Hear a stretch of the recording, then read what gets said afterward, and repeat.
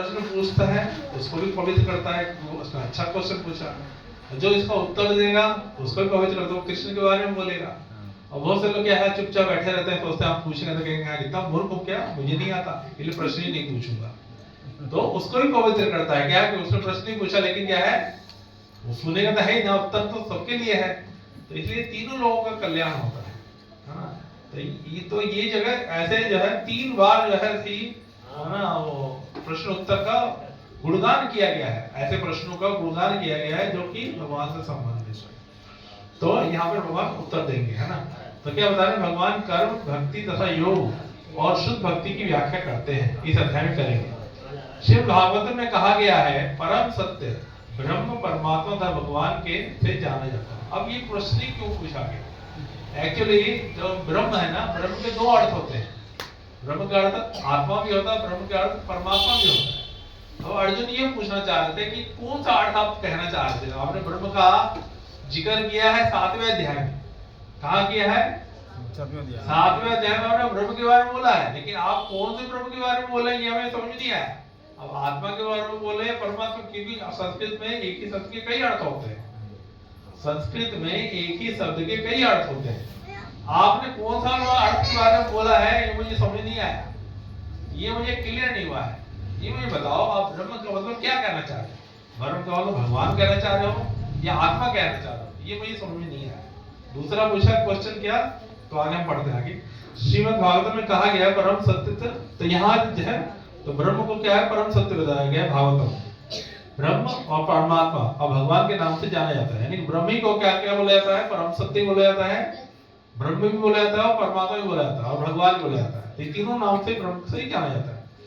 साथ ही जीवात्मा या जीव को ही ब्रह्म कहते हैं। यहाँ पर जी भी समझा रहे हैं तो ब्रह्म के क्या है 2 अर्थ है, आत्मा जीवात्मा भी और क्या है भगवान भी, क्योंकि वो भागवत में बताया गया है। और वो सब चीज क्या है अर्जुन जानता था, हम तो कुछ भी नहीं जानते हैं। वो प्रश्न पूछा है कि ब्रह्म का अर्थ आपने क्या बोला है, मुझे समझ में नहीं आया। तो भगवान जो है इसका उत्तर कहां से देना शुरू करेंगे, श्लोक संख्या 3 से। अभी कौन सा प्रश्न चल रहा, श्लोक संख्या चल रही है 1। अर्जुन आत्मा के विषय में पूछता है। अब पूछता है कि आत्मा क्या है। आत्मा के भी अर्थ कई होते हैं, एक होता है अजीवात्मा और दूसरा अर्थ होता है अध्यात्म में ज्ञान, अध्यात्म का ज्ञान, उसको भी आत्मा बोलते हैं, है ना। तो ये अध्यात्म को भी आत्मा बोलते हैं और आध्यात्मिक प्रगति में जो हम ज्ञान अर्जित करते हैं उसको भी क्या बोलते हैं, अध्यात्म होता है। उसका अर्थ है हिंदी में आत्मा।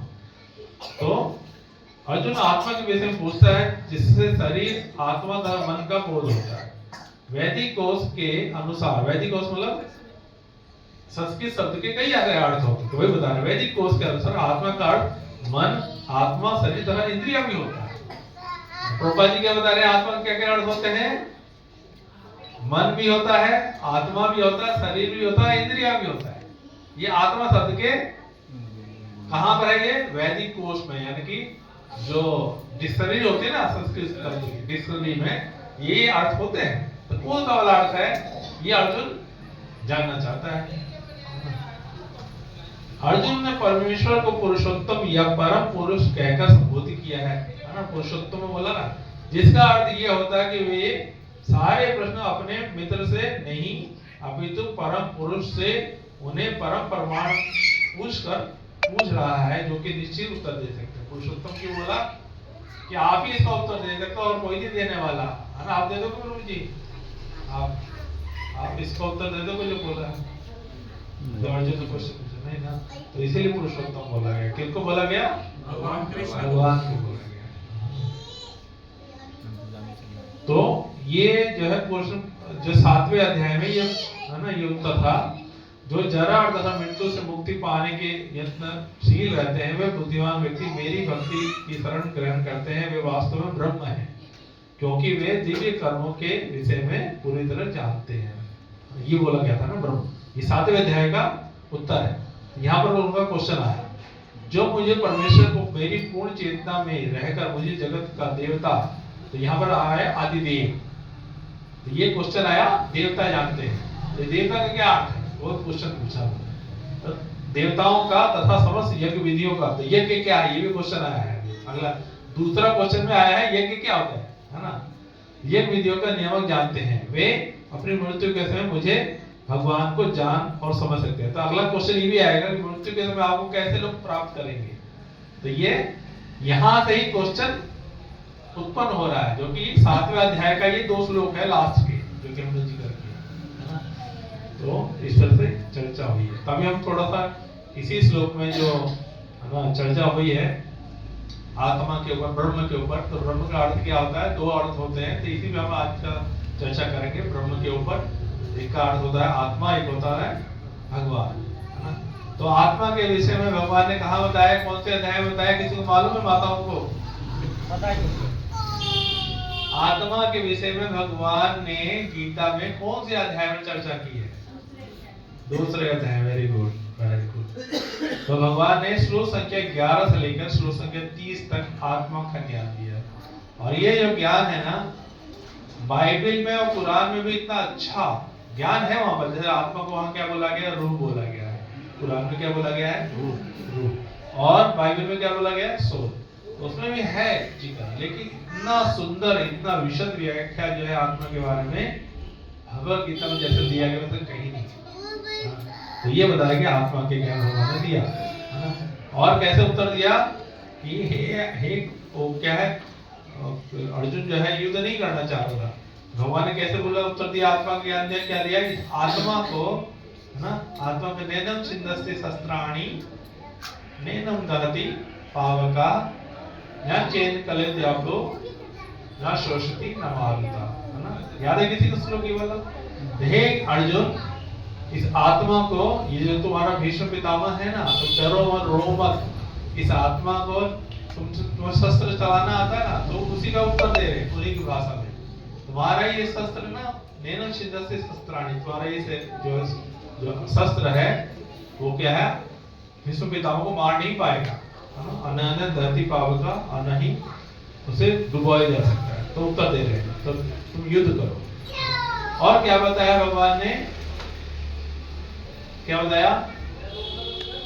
वांसांसि जीर्णानि यथा विहाय नवानि गृह्णाति नरोपराणि। कि अर्जुन तुम डरो मत, है ना। ये जो शरीर है वस्त्र बदलता है ना। जैसे हमारा शरीर बूढ़ा हो जाता है तो क्या करता है, अभी थोड़ा सा जैसे शरीर में चोट लग जाए, है ना, तो थोड़ा सा उसको क्या टाँका लगा लेते हैं, है ना। लेकिन ज्यादा जब, है ना, हमारा क्या कहते हैं, कपड़े की बात करें, कपड़ा को फट जाता है तो थोड़ा सिल लेते हैं। ज्यादा फट जाता है तो क्या होता है? नया बदलते हैं। इसी तरह से जब हमारा शरीर बूढ़ा हो जाता है तो क्या होता है ना, जैसे आंखें जो है, कहेगा डॉक्टर 2-3 लाख रुपए लगेंगे आंख बदलने में, दूसरा आदमी 5-4 लाख, किडनी बदलने में 10 लाख, हृदय ना, गुर्दा हृदय ठीक होगा उसको 15 लाख। कहाँ चेंज कराओगे? तो क्या करते हैं भगवान? कहते हैं नया शरीर लेते हैं। तो इसी तरह आत्मा जो है क्या कर लेती है? नया।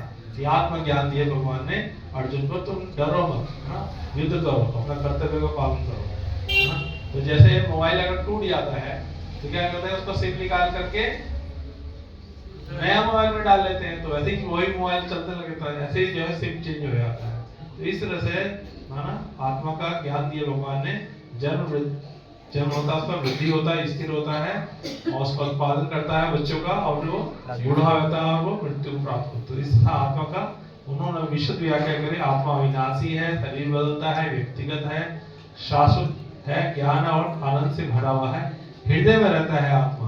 बाल के अग्रभाग के हिस्से के बराबर है, बहुत छोटा है, यानी कि बाल के अग्रभाग के 10,000वां हिस्सा कितना छोटा है। और क्या? अचित्य है, आकार है उसका, है ना। तो लास्ट में भगवान ने आत्मा का ज्ञान कैसे समाप्त किया? आश्चर्यमय है आत्मा। आत्मा कैसी है? बहुत आश्चर्यमय है। कैसी आश्चर्यमय है?